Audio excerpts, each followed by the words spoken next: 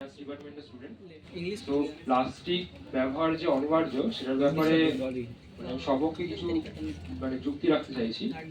তো first of all বলছি যে সকালবেলা ঘুম থেকে ওঠা থেকে রাত্রিবেলা ঘুমাতে যাওয়া পর্যন্ত প্লাস্টিক ব্যবহার প্রায় অনিবার্য, কারণ প্লাস্টিক ম্যাক্সিমাম ক্ষেত্রে আমরা ইউজ করি প্লাস্টিকের জিনিসপত্র। এবার সেখানে যদি আমরা মেডিকেল সায়েন্সে মেডিকেল সেক্টরে যদি বলি, তাহলে ব্লাড কালেক্ট করার যে পাউচ, তারপরে সিরিঞ্জ, তারপরে ওই স্যালাইনের বোতল, মাস্ক, পিপিটি, গ্লাভস, এই সর্বক্ষেত্রে প্লাস্টিকের ব্যবহারটা ম্যাক্সিমাম প্লাস্টিকের ব্যবহারই হয়। আর ইভেন কোভিড-19 টাইমে প্লাস্টিক ব্যবহার যে কতটা গুরুত্বপূর্ণ সেটা আমরা ভালোভাবেই বুঝতে পেরেছি। কারণ কোভিড-19 টাইমে যে মৃত মানুষদেরকে ম্যাক্সিমাম টাইমে পোড়ানো যায়নি, তো তাদেরকে কবর দেওয়ার ক্ষেত্রে এই প্লাস্টিকের যে বড় বড় ব্যাগ ইউজ করা হয়েছিল, তো সেখানে প্যাক করেই কবর দেওয়া হয়েছিল। এবার মেডিকেল সায়েন্স থেকে আমি সরিয়ে দিয়ে বলি, খাদ্য সেক্টর ফুড সেক্টরের ক্ষেত্রে, তো সেখানে আমাদের মতন জনবহুল দেশে দুধ, শস্য বা রান্না করা খাবার এগুলো সংরক্ষণ করার ক্ষেত্রে ম্যাক্সিমাম ক্ষেত্রে আমরা প্লাস্টিকই ইউজ করে থাকি, কারণ প্লাস্টিক ব্যবহারটাই প্লাস্টিক ব্যবহারটা স্বল্প মূল্যে স্থায়ী বলে আমরা গণিত করি। তো সেই ক্ষেত্রে আমরা ওখানে প্লাস্টিক ইউজ করি। এবার খাদ্য সেক্টর থেকে যদি আমি সরে অন্যদিকে বলি, শিল্প আর বাণিজ্য ক্ষেত্রে, তো সেখানে তো প্লাস্টিকের ব্যবহার প্রায় ম্যাক্সিমাম ওখানে ব্যবহার করাটা অনিবার্যই। কারণ ইভেন শিল্পক্ষেত্রে যদি আমি বলি, তাহলে শপিং মলে যদি আমরা কোনো জিনিস কিনতে যাই, শপিং মলে আমরা যখন শপিং করি, তো সেই ক্ষেত্রে সব জিনিসের ক্ষেত্রে ওইগুলো ক্যারি করে নিয়ে যাওয়ার জন্য প্লাস্টিকের ব্যবহারটা খুব গুরুত্বপূর্ণ। ইভেন আমরা যদি বাজারে বাজার করতে গেলেও সেখানে আমরা যদি চালও কিনি, সেই চাল আমরা প্যাক করে আনার জন্য সেই প্লাস্টিকের ব্যবহার প্লাস্টিকের ব্যবহার করতে হয়। তো প্লাস্টিক এখান থেকে বলতে হয় যে প্লাস্টিক আমরা ম্যাক্সিমাম ইউজের ক্ষেত্রে প্লাস্টিকটা ব্যবহার করি। এবার হ্যাঁ, প্লাস্টিক আমরা বায়োডিগ্রেডেবল প্লাস্টিক এখন 2022 থেকে বায়োডিগ্রেডেবল প্লাস্টিক ইউজ করার ইম্পর্টেন্সটা অনেক একটু বেড়েছে। তো সেই বায়োডিগ্রেডেবল প্লাস্টিক যেটা আমরা ইউজ করছি, তো সেটার তৈরি করার যে কস্টটা, সেটা যদি আমরা একটু কমাতে পারি, তাহলে বায়োডিগ্রেডেবল প্লাস্টিকের ব্যবহারটা বৃদ্ধি পায়। কারণ এখন শপিং মলেই আমরা যদি শপিং করতে যাই, তাহলে সেক্ষেত্রে কিন্তু ক্যারি ব্যাগের জন্য আমাদের একটা আলাদা করে চার্জ পে করতে হয়। তো সেই ক্ষেত্রে যদি আমরা বায়োডিগ্রেডেবল প্লাস্টিকের যদি আমরা একটু কস্টটা কমাতে পারি, তাহলে এটার ব্যবহারটা আমরা বাড়াতে পারবো। আর এতে পরিবেশ যে দূষণটাও আমি রোধ করা পসিবল হবে আমাদের। আর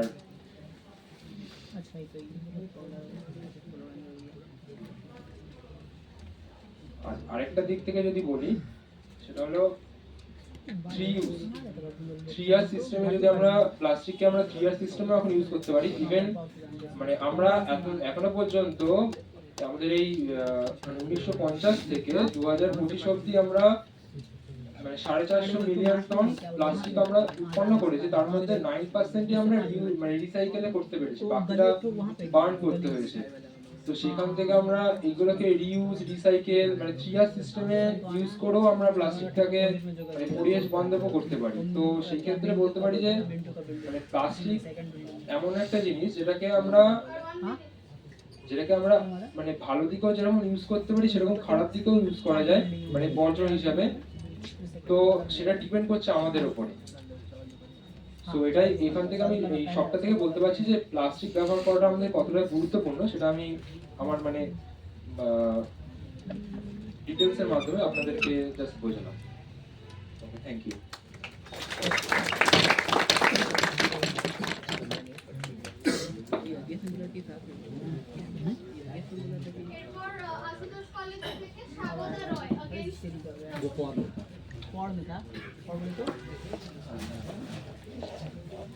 শুভ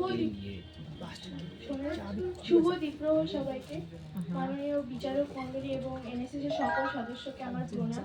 আজকের বিতর্ক সভার বিষয় হলো প্লাস্টিক ব্যবহার অনিবার্য। আমি এটার বিপক্ষে কিছু মতামত দিতে চাই।